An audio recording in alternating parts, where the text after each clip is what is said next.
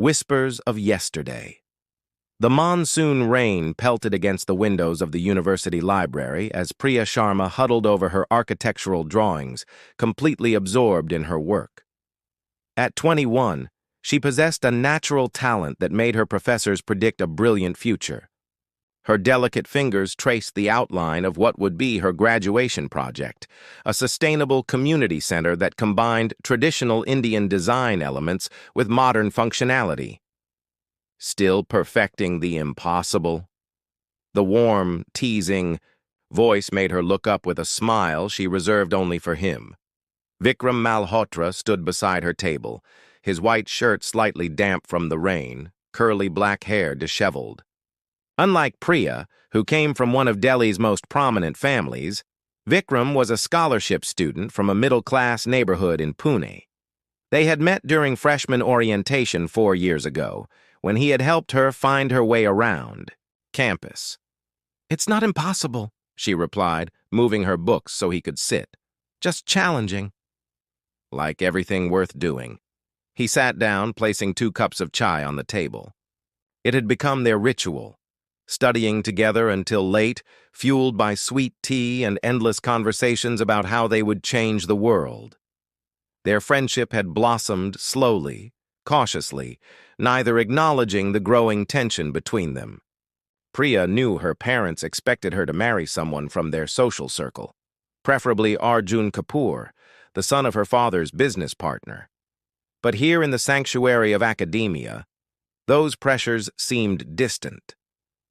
"I got the internship," Vikram said quietly, eyes bright with excitement. "The software development firm in Bangalore. They want me to start next month after graduation."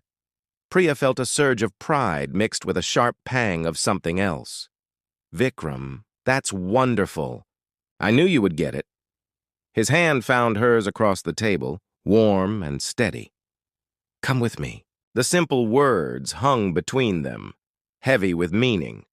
It wasn't just an invitation to Bangalore, it was an invitation to choose her own path, to defy expectations. "My parents would never—" "I'm not asking about your parents," he interrupted, gently.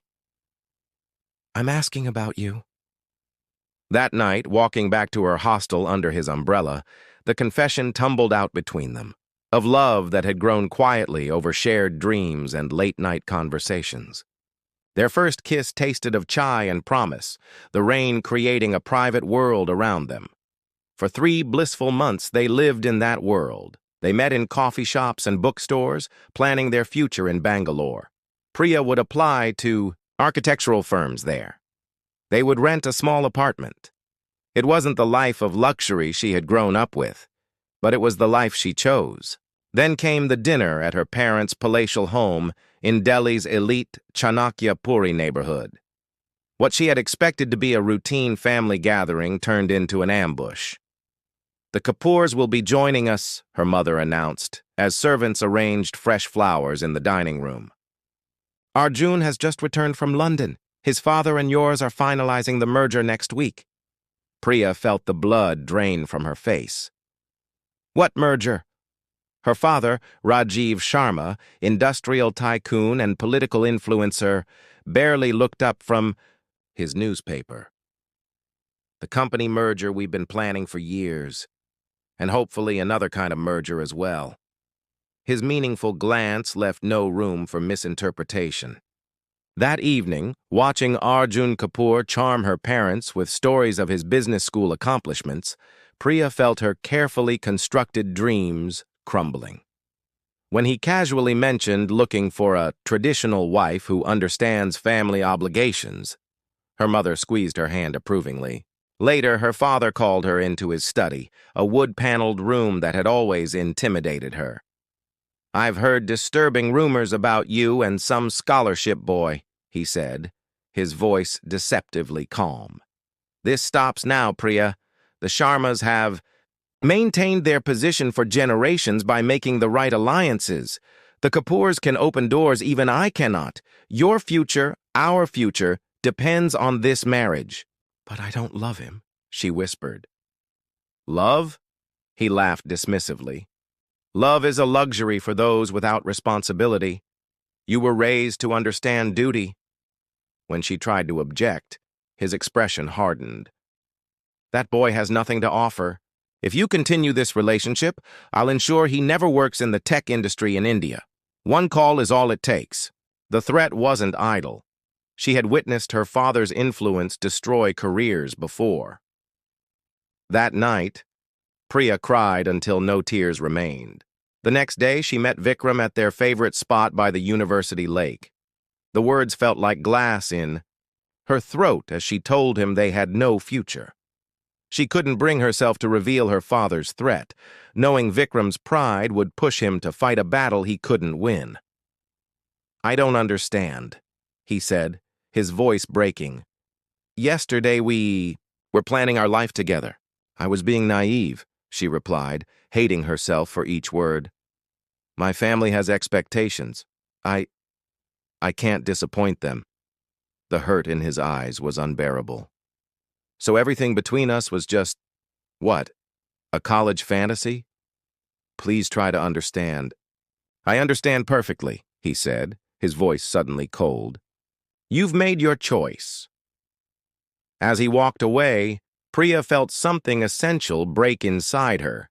What he didn't know, what she couldn't tell him, was that she was making this choice for him, not despite him. 2 weeks later, with graduation behind them, she watched from afar as Vikram boarded a train to Bangalore, his face set in determination. She was already wearing Arjun Kapoor's engagement ring, a massive diamond that felt like a shackle.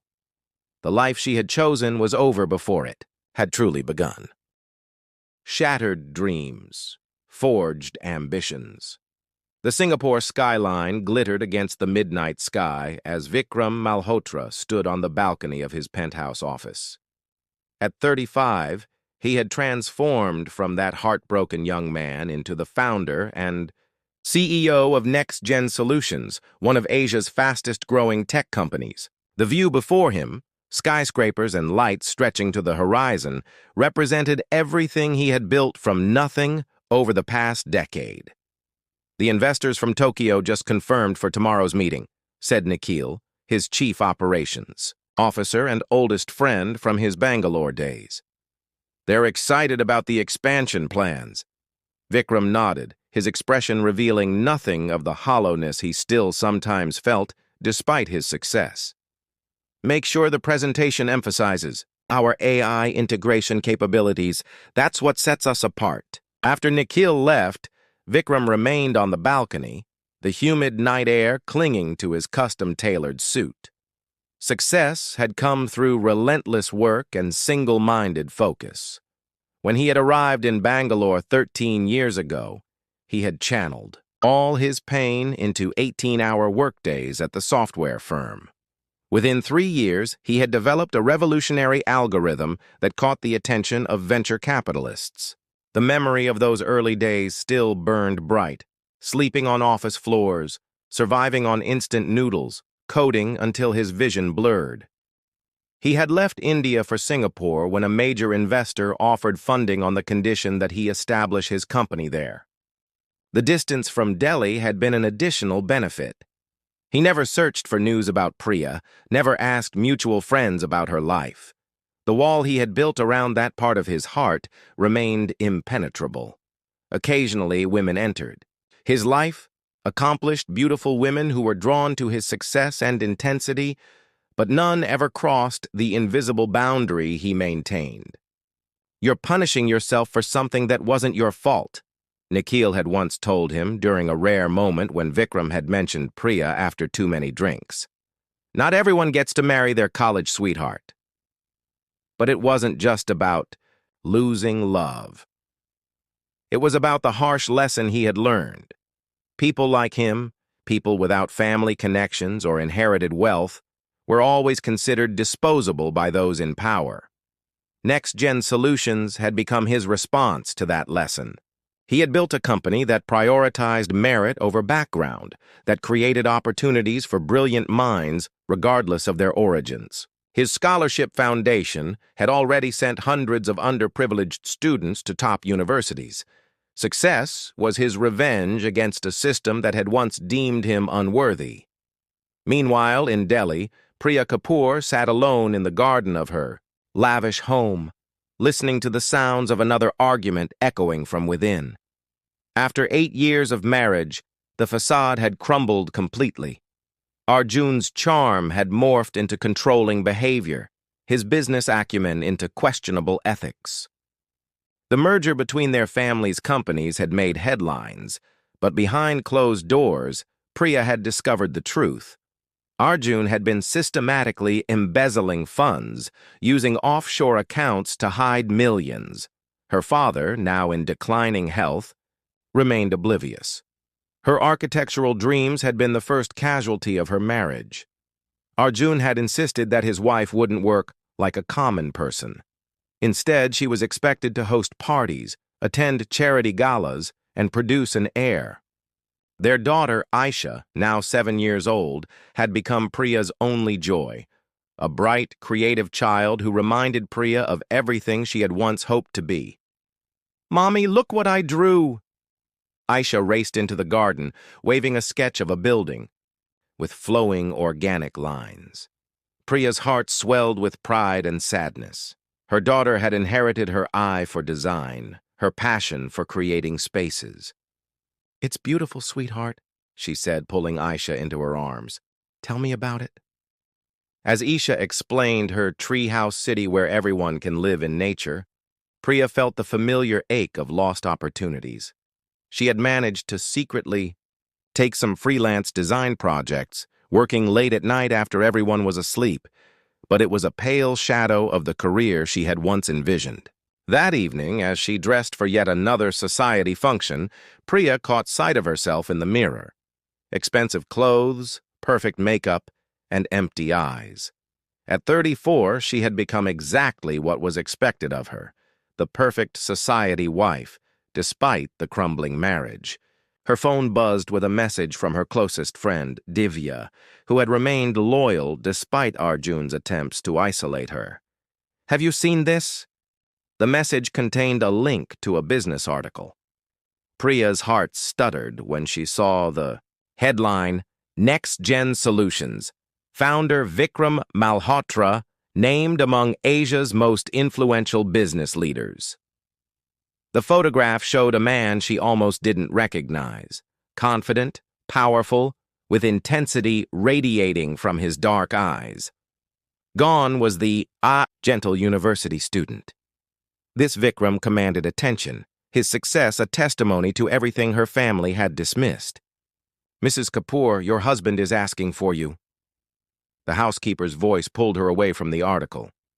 "The car is waiting." At the charity gala that night, surrounded by Delhi's elite, Priya played her role perfectly, while her mind raced with thoughts of Vikram. Had he found happiness? Did he ever think of her? The questions she had suppressed for years surfaced with unexpected force. Later that night, she overheard Arjun in his study, his voice tense as he argued on the phone. "The auditors are getting too close," he was saying. "We need to move the Singapore accounts immediately." Singapore.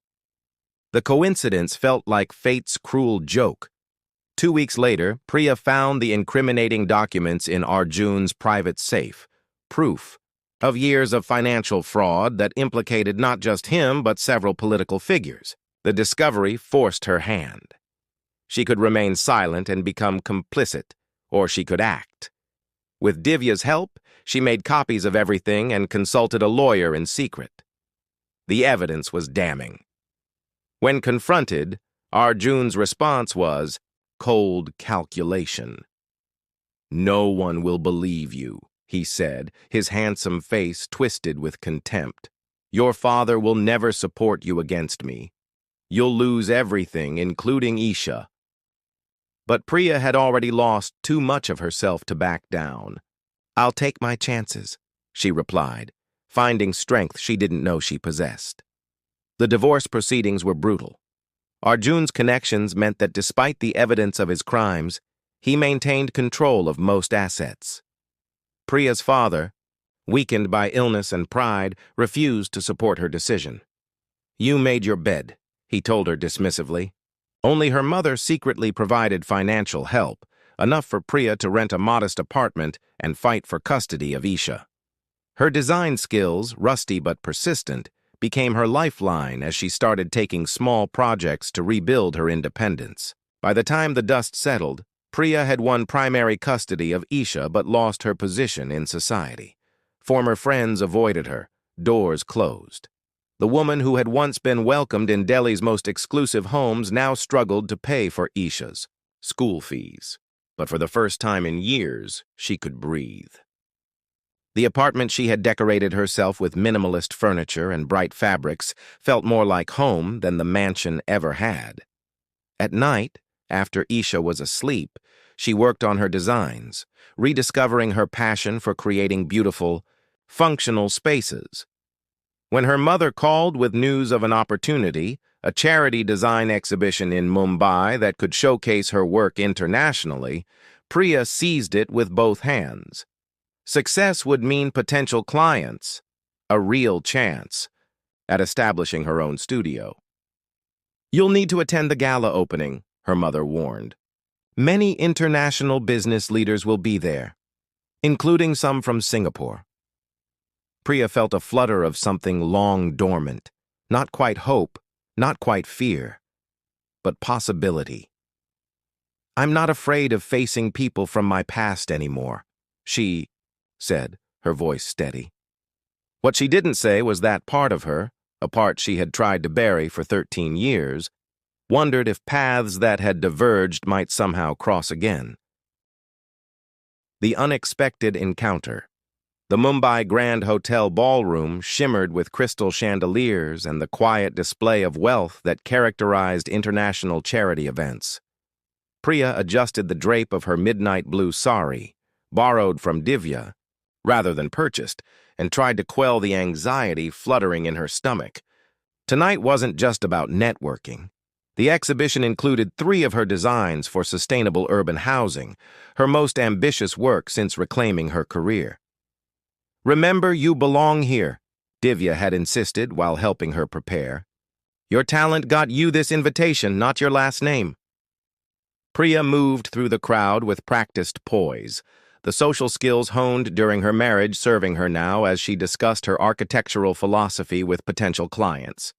Several international development firms had shown interest in her community-centered approach, particularly her design for affordable housing that incorporated traditional cooling methods to reduce energy consumption. "Your concept of shared garden spaces is fascinating," commented an American developer. "We've been looking for sustainable solutions for our Jakarta project." As they exchanged contact information, Priya felt a familiar prickle at the back of her neck, the inexplicable awareness of being watched. She turned slowly, scanning the crowd. That's when she saw him. Across the room, surrounded by attentive executives, stood Vikram Malhotra. The photographs hadn't captured the full measure of his transformation. He radiated confidence and authority, his bespoke suit and the subtle deference of those around him marking him as someone of significance. Yet she could still see traces of the boy she had loved, in the slight tilt of his head as he listened, in the thoughtful pause before he spoke. For a moment, Priya couldn't breathe. 13 years compressed into a heartbeat. She turned away quickly, moving toward the terrace doors, needing air and distance. The night air was heavy with the scent of jasmine from the hotel gardens below. Mumbai's lights stretched toward the Arabian Sea, a constellation of human ambition. Priya gripped the stone balustrade, steadying herself.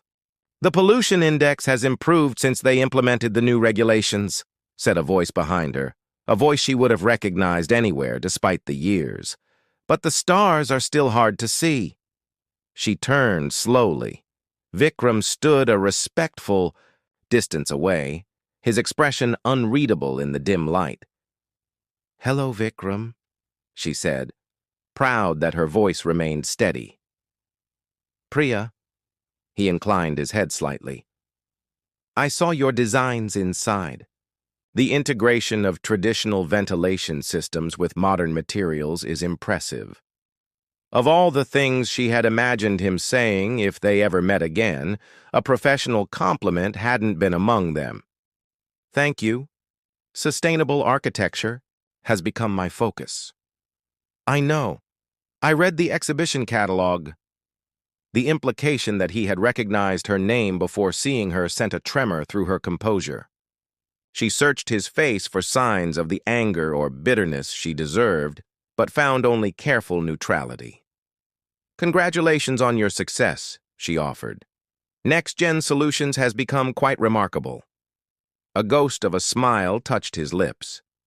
We've been fortunate. The practiced small talk felt absurd given their history, yet neither seemed ready to acknowledge the chasm between their last meeting and this moment. And your family? He asked, the question deliberate. Priya hesitated. The Mumbai business community might know of her divorce, but Singapore was far enough removed that he might not. I have a daughter, Aisha. She's 7. Something flickered in his eyes. Calculation, perhaps, as he adjusted the timeline in his mind. Children have a way of making our priorities clear. Yes, she agreed softly.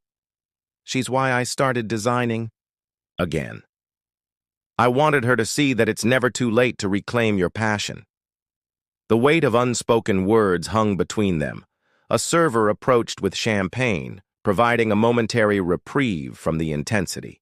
Your husband isn't here tonight? Vikram asked after the server departed. I'm divorced. The words came out more abruptly than she intended. For nearly 2 years now. He nodded once, absorbing this information without visible reaction. I'm sorry. Don't be, she replied. It was necessary. A comfortable silence settled between them, surprising in its ease. They stood side by side, looking out at the Mumbai skyline, until Vikram spoke again. I'm considering establishing a foundation. Office in Delhi, he said, his tone deliberately casual. For educational initiatives. My team tells me the regulatory environment is favorable now. Priya understood the subtext. He was creating an opening, a potential bridge across the years. Delhi has changed considerably, though some things remain the same. And you? Will you stay in Delhi? For now. Isha's school is there and I'm just rebuilding my practice. She hesitated. The exhibition has generated some interest, but established firms are hesitant to work with someone who has such a long gap in their portfolio. Vikram considered this. Next Gen is developing a tech campus outside Delhi. We're in the early planning stages, but we need an architect who understands both sustainability and local conditions. He turned to face her fully. Would you be interested in submitting a proposal? The offer stunned her. You would trust me with something so significant? His expression softened slightly. I've seen your work, Priya. The talent was always there. He extended a business card. Think about it. No pressure, no obligations. Before she could respond, his assistant approached, apologizing for the interruption. Mr. Malhotra, the Minister of Technology has arrived and is asking for you. Vikram nodded. I'll be right there. To Priya, he added, It was unexpected to see you tonight. Yes, she agreed, taking his card. But not unwelcome. Something shifted in his expression, a warmth that briefly replaced the careful neutrality. No, not unwelcome at all. As he walked away, Priya remained on the terrace, his business card between her fingers. The embossed Next Gen logo caught the light, representing a world he had built while she had been living a life that never truly belonged to her. Later that night, in her hotel room, Priya called home to speak with Isha, who was staying with Divya. Mommy, I made a new building with the blocks, Isha exclaimed. It has a swimming pool on the roof. Priya smiled, her heart full. That sounds Amazing, sweetheart. I can't wait to see it. After saying goodnight, she sat at the small desk and opened her laptop. She should work on her presentation for tomorrow's session, but instead found herself searching for information about NextGen's proposed campus. The project was ambitious, a self-contained technology hub with research facilities, residential areas, and educational spaces. The estimated budget made her breath catch. This was the kind of project architects dreamed about, one that could establish her reputation definitively. Her finger hovered over Vikram's contact information. Was this a genuine professional opportunity or something more complicated? After 13 years, what did they owe each other, if anything? The memory of his expression on that last day at university, the hurt transforming to cold detachment, still haunted her. She had never told him about her father's threat. Never explained that she had chosen his future over their love. Would it matter now? They were different people, shaped by years of separate experiences. She closed the laptop without sending a message. Some decisions couldn't be rushed. The next morning, as she prepared for her presentation, her phone chimed with a text from an unknown number. "Your session is at 11 WA. I've arranged for several key developers to attend. No pressure. Just an opportunity I thought you deserved. VM." The simple message spoke volumes. Whatever his personal feelings, Vikram was offering professional support, without conditions. It was more than she had any right to expect. Her presentation went exceptionally well. The room was filled with influential figures in international development, including representatives from organizations that rarely attended such exhibitions. Afterward, she was approached by multiple potential clients, each mentioning they had been specifically encouraged to see her work. As she gathered her materials, a familiar figure appeared beside her. "You were brilliant," Vikram said quietly, "just as I knew you would be." "Thank you for this," she replied, gesturing to the business cards she had collected. "I know you made it happen." He shrugged, the gesture reminiscent of the university student who had downplayed his academic achievements. "I merely suggested they shouldn't miss an emerging talent." Their eyes met, and for a moment, the years between them seemed to compress. Then his phone buzzed, breaking the connection. "I have to return to Singapore tonight," he said after checking the message. "But I meant what I said about the campus project. The opportunity is genuine regardless of other considerations." Priya nodded. "I'll send a preliminary proposal next week." "Good." He hesitated, then added, "Perhaps when I'm next in Delhi we could meet for coffee to discuss the project." The invitation hung between them, professional on the surface, but laden with unresolved history. "I'd like that," she said finally. As they parted ways, Priya felt something she hadn't experienced in years, not just hope for her career, but the tentative awakening of possibilities she had long since abandoned. Whatever came next would require courage, honesty, and perhaps, most challenging of all, forgiveness, both for him and for herself. Healing old wounds. The cafe in Delhi's House village buzzed with the energy of young professionals and artists. Priya arrived 15 minutes early, selecting a quiet corner table that overlooked the medieval ruins beyond the window. She had chosen this place carefully, neutral ground, neither too intimate nor too formal for what would be their first real conversation in 13 years. Her proposal for the NextGen campus had been submitted 3 weeks ago. The comprehensive document represented countless late nights after Aisha was asleep, a meticulous integration of sustainable design principles with cultural elements that honored the land's heritage. Whether Vikram approved it or not, she was proud of the work. He arrived precisely on time, navigating through the cafe with the same purposeful stride she had observed in Mumbai. Several patrons glanced up in recognition.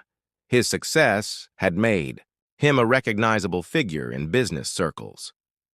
"I hope I haven't kept you waiting," he said, taking the seat across from her. Not at all. She pushed aside her nervousness. Thank you for making time during your visit. A server approached, and Vikram ordered black coffee. Priya requested chai, the familiar ritual providing a moment to gather her thoughts. I've reviewed your proposal, he began, once they were alone again. It's exceptional, Priya. The integration of water conservation systems with the overall aesthetic is particularly impressive. Pride warmed her cheeks. Thank you. I wanted to create something that would serve as more than just a workplace, a community that nurtures innovation while respecting natural resources. The committee was unanimous in their approval, he continued. We'd like to offer you the commission, pending some minor adjustments to the timeline. Though she had hoped for this outcome, the reality of it momentarily overwhelmed her. This project would transform her fledgling practice, establishing her reputation definitively. I'm honored, and somewhat surprised, to be honest. Vikram's eyebrow raised slightly. Surprised that your work was chosen on merit? No, she admitted. Surprised that you would want to work with me, given our history. The server returned, with their drinks, providing a brief respite from the tension that had suddenly materialized between them. When they were alone again, Vikram studied her over the rim of his coffee cup. I've built my company on recognizing exceptional talent, regardless of personal considerations, he said finally. Your design was the best we received. It would be poor business practice to choose an inferior concept because of past complications. His diplomatic phrasing made her smile despite herself. Is that what we were? A complication? Something shifted in his expression, a crack in the careful professional veneer. What would you call it? The question demanded honesty she had avoided for years. The greatest mistake of my life, she said quietly. Vikram set down his cup, his fingers tightening almost imperceptibly around it. Which part? Falling in love with a scholarship student or discarding him when a better option appeared? The bitterness in his voice was controlled but unmistakable. Priya had expected it, deserved it, yet it still cut deeply. Neither, she replied. The mistake was not being brave enough to fight for what mattered, for who mattered. He studied her, searching for sincerity or manipulation. Your family made their position clear. You made your choice. I made the only choice I thought I could make at the time, she corrected gently. My father threatened to destroy your career if I didn't end things. He had the connections to do it. Vikram went still. You never told me that. Would it have changed anything? You would have fought it, challenged him, and lost. She shook her head. I couldn't be responsible for crushing your dreams, so instead you crushed both our hearts. His voice had softened, the accusation blunted by this new understanding. Yes. The admission hung between them, inadequate but truthful. They sat in silence, the weight of the past settling around them, like dust after an explosion. Eventually, Vikram spoke again. I built NextGen partly to prove I couldn't be dismissed so easily, that someone without family connections or political influence could succeed on merit alone. A ghost of a smile touched his lips. I suppose I should thank your father for providing such powerful motivation. He was wrong about you, Priya said. About so many things. Vikram nodded, acknowledging this truth. And your marriage? Was that also to please him? Initially, she traced the rim of her chai cup. Later, it was about survival. Arjun wasn't who he pretended to be. Something protective flashed in Vikram's eyes. Did he hurt you? Not physically, she assured him. But there were other kinds of control. Isolation. Financial manipulation. By the time I discovered his fraudulent business practices, I was already living in a gilded prison. Yet you found the courage to leave. For Isha. Her expression softened at the thought of her daughter. I couldn't let her grow up thinking that kind of life was normal or acceptable. Vikram absorbed this, his expression thoughtful. She must be remarkable, like her mother. She's everything, Priya agreed. She actually reminds me of you sometimes, that same intensity when she's working on her little building projects. The comparison clearly surprised him. I'd like to meet her someday. The simple statement opened possibilities Priya had not allowed herself to consider. She'd like that. She has questions about the campus project already. She saw the drawings on my desk and wanted to know if there would be places for children to play. A valid design consideration we hadn't fully addressed, he noted, his smile genuine now. Perhaps she has a future in architecture as well. Their conversation shifted to more neutral ground, the technical aspects of the project, the timeline for breaking ground. By the time they had finished their drinks, some of the tension had dissipated, replaced by the tentative foundations of professional respect. As they prepared to leave, Vikram hesitated. I'm staying in Delhi for the next month to oversee the initial phase. Perhaps we could continue these discussions outside of office hours. Priya recognized the carefully phrased invitation for what it was. Not a romantic overture, but an opening to rebuild something that might eventually lead there. I'd like that, she replied. Isha and I often picnic at Lodi Gardens on Sundays. You'd be welcome to join us. The following Sunday dawned clear and mild. Priya watched nervously as Vikram approached their picnic spot beneath a flowering gulmohar tree. Isha looked up from her sketch pad, curious about this stranger her mother had mentioned. Isha, this is Mr. Malhotra, Priya introduced. He's the one building the big technology campus I'm designing. Vikram crouched to Aisha's level, his demeanor softening. I've heard you have some excellent ideas about playgrounds. I could use your expert consultation. Isha's shyness melted instantly. I drew some. She proudly displayed her sketch pad, filled with colorful drawings of elaborate play structures. To Priya's amazement, Vikram spent the next hour seriously, discussing Isha's designs, asking thoughtful questions, and making suggestions. By the time they shared the picnic lunch, Aisha had declared him much nicer than Daddy's business friends. Over the following weeks, a pattern emerged. Vikram joined their Sunday picnics, bringing architectural models or interesting puzzles for Aisha. Work discussions gradually gave way to personal conversations, cautious at first, then increasingly open. One evening after Isha had gone to bed, Vikram and Priya sat on her small apartment balcony, reviewing the latest campus blueprints. The construction team has some concerns about the rainwater collection system, he mentioned. I've scheduled a site visit next week if you'd like to join. Of course, she agreed, making a note in her calendar. They worked in comfortable silence until Vikram spoke again, his voice deliberately casual. My mother has been asking about you. Priya looked up in surprise. You told her about the project? I told her about you, he clarified, about seeing you again. The implication sent a flutter through her chest. And what did she say? She reminded me that second chances are rare gifts not to be wasted on old grievances. His eyes met hers, the professional mask completely absent now. She always liked you, you know. Even when I was at my most bitter, she would say, there must have been more to the story. She was right, Priya said softly. There always is. I spent years being angry, he admitted. Building walls, proving myself. It was easier than acknowledging the pain. And now? She asked, hardly daring to breathe.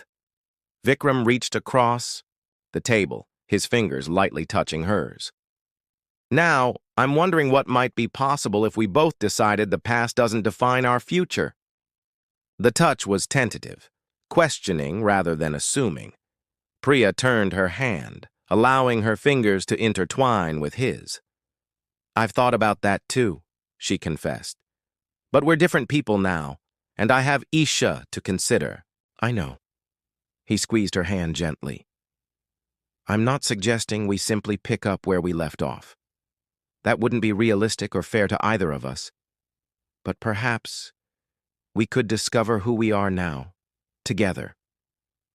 The proposition hung between them, not a declaration of undying love, but something potentially more meaningful, the willingness to begin again with eyes wide open. I'd like that, she said finally, one step at a time. As they returned to their work, a comfortable silence enveloped them. The blueprints before them represented not just a physical structure taking shape, but the careful architecture of trust being rebuilt, one conversation at a time. When love finds its way, the next-gen campus rose from the earth like a vision made manifest. After 18 months of construction, the first phase was nearing completion, flowing buildings of glass and stone that seemed to emerge organically from the landscape, solar panels catching the morning light like scales on a great sleeping creature. Priya stood at the edge of the central courtyard, clipboard in hand, surveying what had once existed only in her imagination. The living wall installation begins tomorrow, said Rajani, her assistant and now partner in the small but thriving architectural firm Priya had established. The botanists have confirmed all the native species are ready for transplanting. Priya nodded, making a note. The vertical gardens were a central feature of her design, providing natural cooling while purifying the air and the rainwater system, fully operational. The first collection tanks are already at 60% capacity after last week's rain. Pride swelled in Priya's chest as she watched workers installing the intricate latticework that would filter sunlight into the main atrium. This project had transformed not just the land it occupied, but her professional standing. Sustainable Designs, her firm, now had a waiting list of clients drawn by the publicity surrounding the next-gen campus.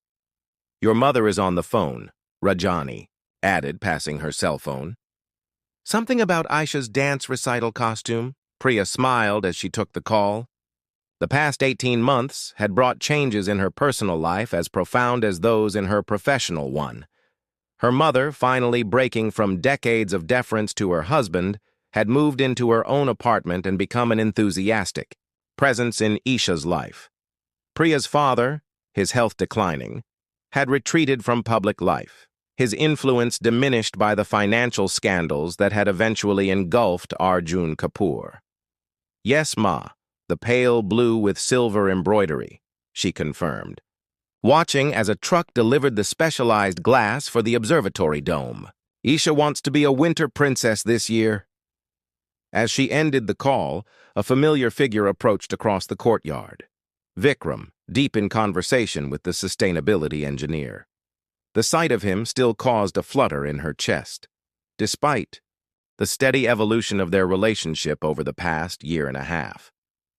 They had moved carefully, deliberately, neither rushing nor dwelling too much on the past. Professional collaboration had gradually expanded to include dinners after late work sessions, weekend outings with Isha, and eventually, quiet evenings alone.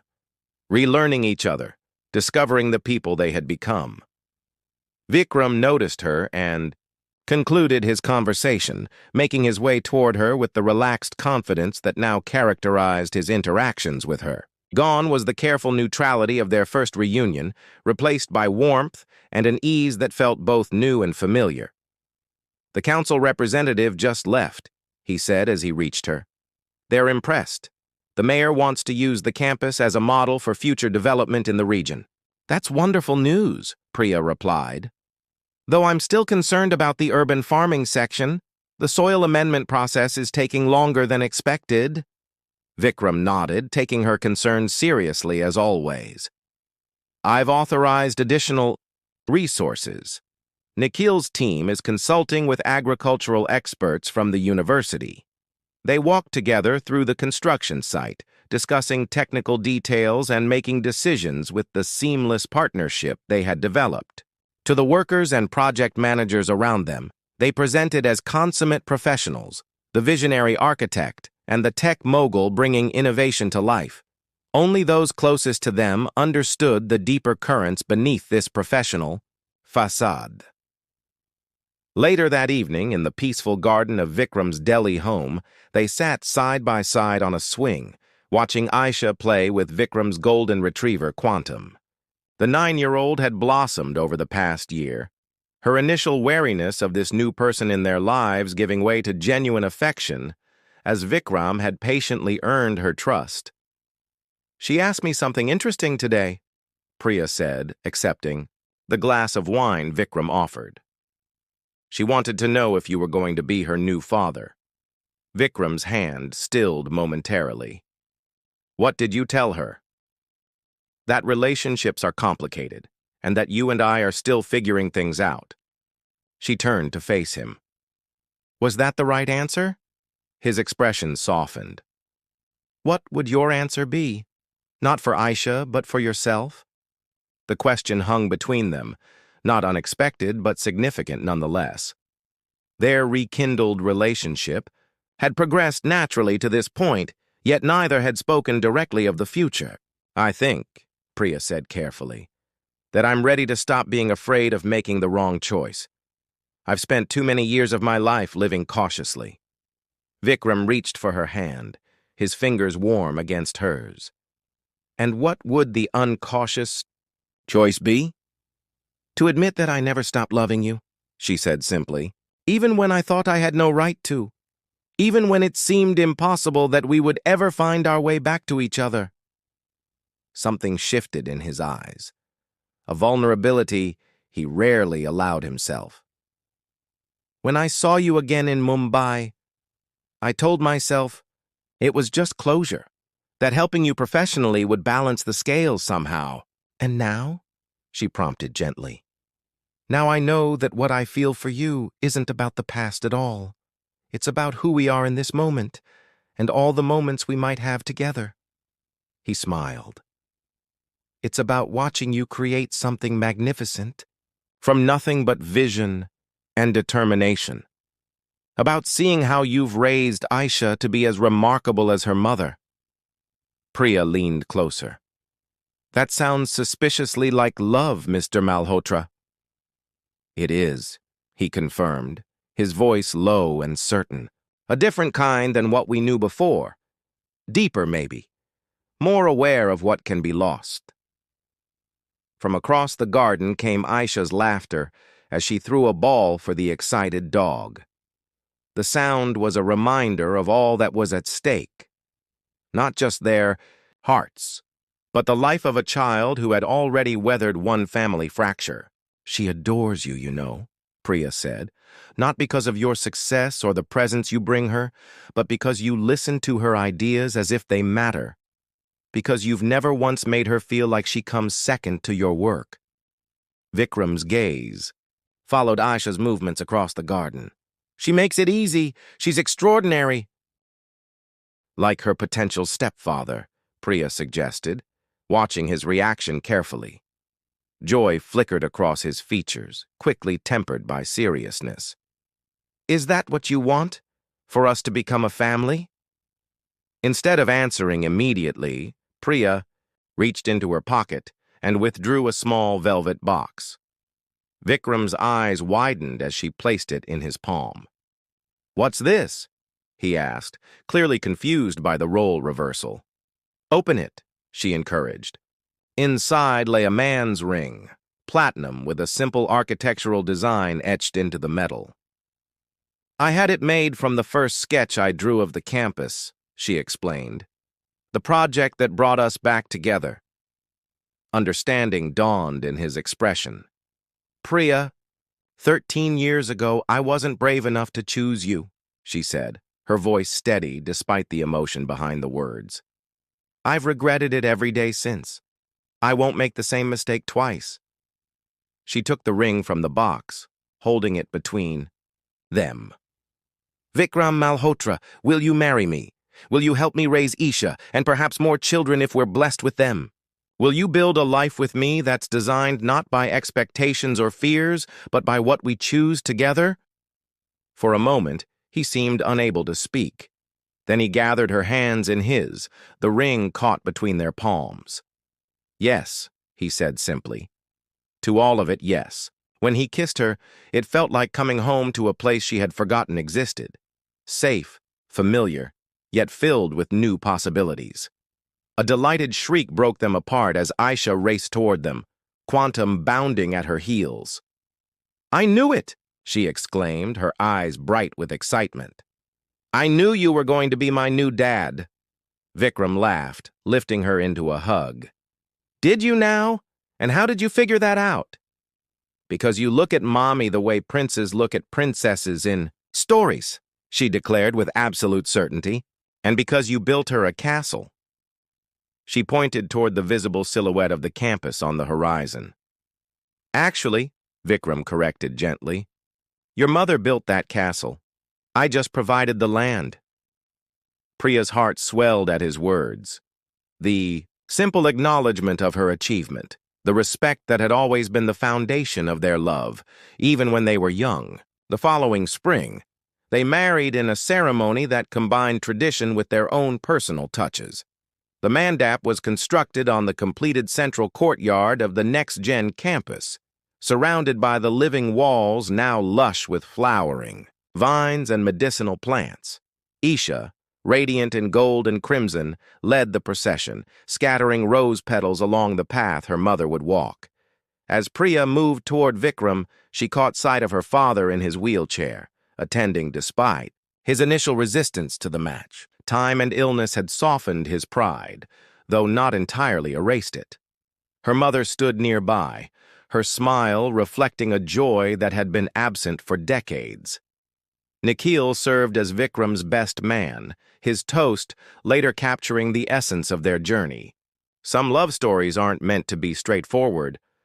The best ones, the ones worth fighting for, take detours, face obstacles, and sometimes need years to find their way back to the path they were always meant to follow. As the evening deepened, Priya and Vikram slipped away from the celebration to the observatory dome, her favorite element of the campus design. Above them, the glass ceiling revealed a canopy of stars, clearer now thanks to the environmental initiatives their project had pioneered. "I have something for you," Vikram said, producing a slender package.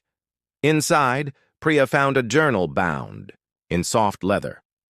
Opening it, she discovered their story, not just as it had unfolded recently, but from the beginning. Photographs from their university days that she had thought lost forever, pressed flowers from the campus gardens, sketches of her designs alongside notes in his handwriting. "How did you find these?" she asked, touching a faded photograph of them by the university lake. "I kept everything," he admitted.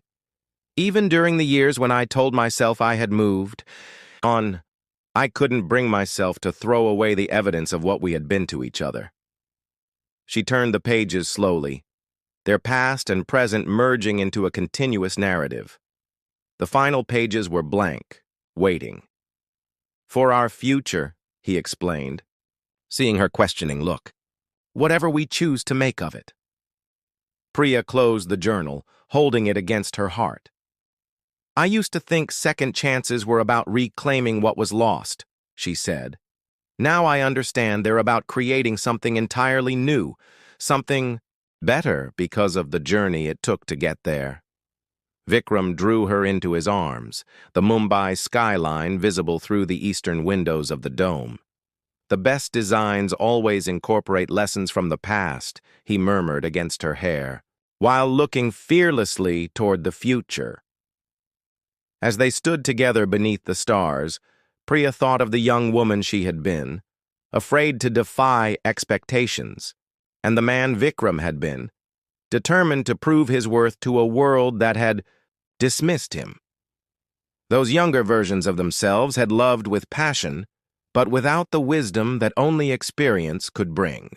What they had found together now was deeper, a love tempered by loss, strengthened by separate journeys, and made more precious by the understanding of how easily it might never have been rediscovered. Outside, the celebration continued. Inside, their quiet sanctuary, They held each other, architects of a life designed not by fate or obligation, but by choice, the most powerful foundation of all.